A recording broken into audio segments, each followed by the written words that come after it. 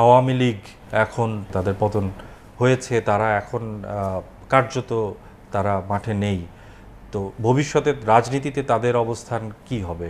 প্রথমত এই যে হত্যাযজ্ঞ হয়েছে এবং গত 15-16 বছরের যে দুর্নীতি, দুঃশাসন, লুটপাট এবং ভোটাধিকার হরণ, এর জন্য অবশ্যই আওয়ামী লীগকে বিচারের কাঠগড়ায় দাঁড়া করাতে হবে, যেটার কার্যক্রম শুরু হয়েছে। কারণ আওয়ামী লীগ দল হিসেবে এবং তাদের নেতাকর্মীরা ব্যক্তিগত জায়গা থেকেও এই সকল অপকর্মের সাথে জড়িত ছিলেন এবং এই গণহত্যার প্রধানতম তারা নির্দেশদাতা ছিলেন।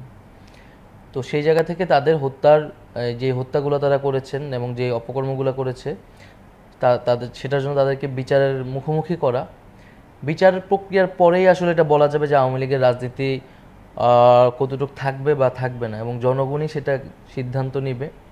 কিন্তু সবার আগে বিচারের আগে তাদের রাজনীতি বা তাদেরকে পুনর্বাসন করার কোনো সুযোগ নেই। আচ্ছা, এই আমরা যেটি দেখেছি যে 5 তারিখের পর নানাভাবে যেমন পরিস্থিতি তৈরি হয়েছিল যে আইন শৃঙ্খলা পরিস্থিতির অবনতি হয়েছে।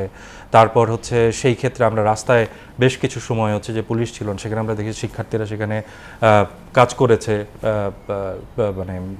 শৃঙ্খলা ফিরিয়ে আনার ব্যাপারে আমরা দেখেছি যে তারা যখন সংখ্যালঘুদের উপর হামলা হয়েছে তারা অনেকেই সেখানে গিয়ে সেটা প্রোটেক্ট করার চেষ্টা করেছে বা পাহারা দিয়েছে। ডাকাতের একটি বিষয়ে তৈরি হয়েছিল সিচুয়েশন, সেখানে তারা গিয়েছে। তো এরকম বিভিন্ন সময়ে তারা আসলে এগিয়ে এসেছে, কিন্তু একই সঙ্গে কিছু কিছু ঘটনায় আমরা দেখেছি যে কিছু প্রশ্নও উঠেছে। তো এই ধরনের ঘটনাগুলো সেটি আপনাদের যে কাজ সেটার প্রতিও প্রশ্ন এক ধরনের প্রশ্ন তোলার একটা সুযোগ তৈরি করে দেয়।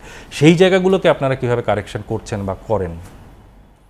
আমরা তো আমাদের প্রত্যেকটি বিষয় কিন্তু আমাদের যারা আন্দোলনকারী রয়েছে তারা যে ব্যবস্থা নিয়েছে এবং বক্তব্য দিয়েছে। যারা দুর্নীতি বা যারা চাঁদাবাজ, সেটা যে নামেই কোনো রাজনৈতিক দল বা আন্দোলনকারীদের নামে করা হোক না কেন, আমরা তার সুস্পষ্টভাবে তার বিরোধিতা করেছি এবং তাদের বিরুদ্ধে ব্যবস্থা নেওয়ার জন্য বলেছি। এবং বিভিন্ন জায়গায় আসলে আন্দোলনকারীদের নাম ব্যবহার করে অনেক ধরনের দুর্ঘটনা ঘটানো হয়েছে। আমরা বলেছি যে সেই ধরনের ঘটনার সাথে কিন্তু এই আন্দোলনকারীদের কোনো সম্পর্ক নেই। তারা যারা এটি করে থাকুক না কেন তাদের বিরুদ্ধে যাতে ব্যবস্থা নেওয়া হোক। তো এখন যেহেতু দেশে একটা পরিস্থিতি যাচ্ছে, যেমন শিক্ষার্থীরা এখনও মাঠে আছে এবং একটা ভূমিকা পালন করছে, সেই জায়গা থেকে এরকম কিছু ঘটনা ঘটছে। তবে একটা চাঁদাবাজি বা দখলদারিত্বের একটা কিন্তু বড় ঘটনা ঘটছে আমাদের রাজনৈতিক দলের নেতাকর্মীদের দ্বারা। আমরা সে বিষয়ে কিন্তু স্পষ্টভাবে বলেছি যে তাদের বিরুদ্ধে যাতে ব্যবস্থা নেওয়া হয়। আশা করি যে খুব দ্রুত সময়ের মধ্যেই আমরা আইন শৃঙ্খলা পরিস্থিতি যখন আরও অনুকূলে আসবে তখন এই ঘটনাগুলো ঘটবে না, এবং সারা দেশেই বৈষম্যবিরোধী ছাত্র আন্দোলনের যারা মাঠে আছে তারা সাংগঠনিকভাবে কার্যক্রম করছে এবং পুরো আন্দোলনকারী যারা আছে, স্টুডেন্ট কমিউনিটি আছে, তাদেরকে নতুন করে সংগঠিত করছে যাতে এই ধরনের ঘটনাগুলো না ঘটে আন্দোলনকারীদের পক্ষ থেকে, বা ঘটলেও তাদের বিরুদ্ধে যাতে ব্যবস্থা এবং জবাবদিহিতা করানো যায়।